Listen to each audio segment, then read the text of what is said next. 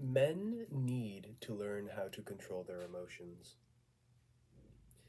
When I was a child, I used to lash out at most things, and I used to cry a lot because some stupid reason, maybe because I wasn't the fastest kid at tag, or maybe because I was just pissed and I cried or something. In Just to sum it up, I was a bitch when I was growing up. I wasn't really the strongest kid. I was the tallest kid, but I was nowhere near popular. So, little fun side story about me. Real men control their emotions. Think of the most masculine man that you can think of. Well, I'm guessing you can already picture him.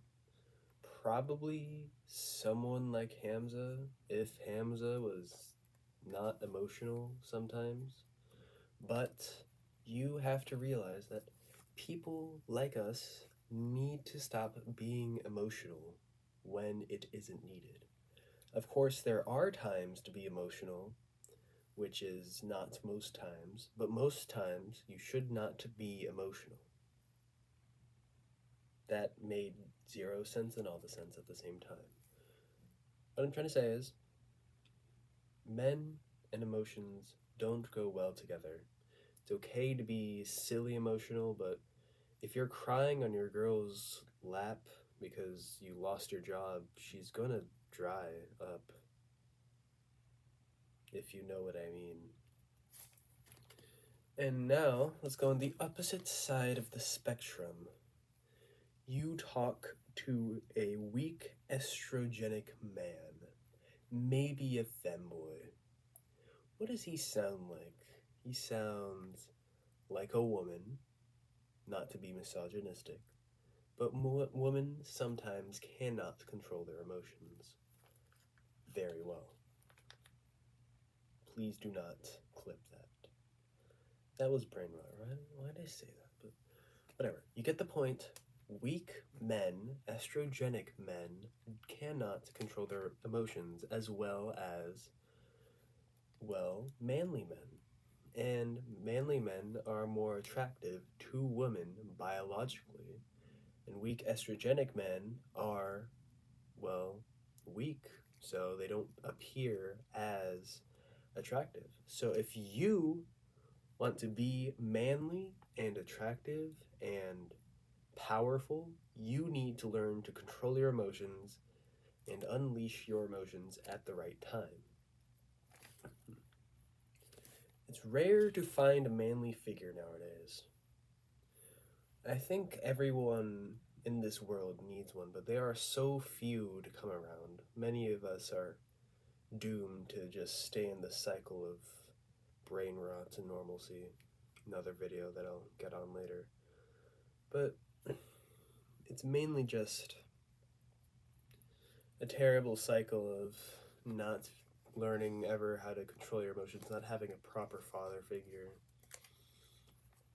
You just end up being grown up as a bitch, you die a bitch, raised a bitch, stuff like that. You see a lot of men nowadays like that. You look around your classroom, what do you see?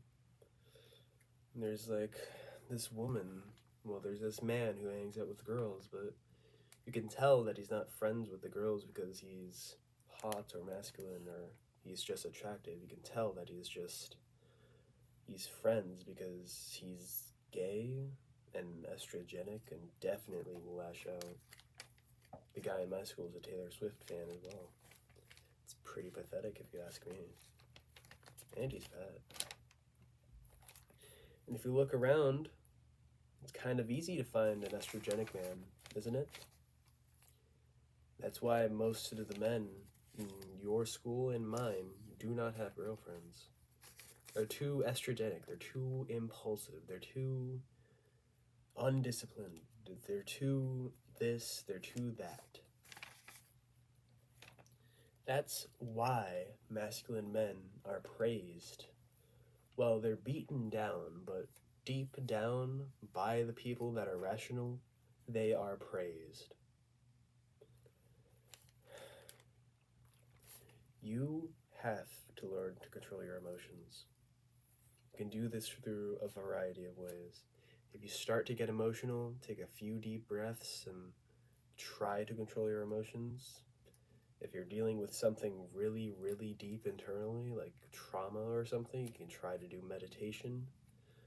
And there are a plethora of other methods that I have not looked up, so I'm pretty sure that you can learn how to control your emotions by yourself. However, I would like to note that therapy would not be a good option, as therapy is more biased and meant for women. And men can benefit from therapy, but only if their trauma is like severe. Like if they got touched as a kid, I guess that's therapy. You know what I'm saying. But what else do I have on my list? If you can't control yourself, you can't control your emotions, how do you expect to lead your pack, your friend group, your anything? Any successful people, they have to lead an empire. If their empire is led by this emotional thing, they will overthrow him. That's what happened with Kamala Harris. No. I think it was Tim Mullins, because he was emotional and JD Vance was a lot more masculine. And everyone preferred JD Vance instead of Tim Mullins. Not to get political or anything, but that's just an observation I had. If you can't control yourself, you will not be able to be successful in life. I say that with my heart. I hope you have a great day, or you had a great day. Faith before pleasure, everyone.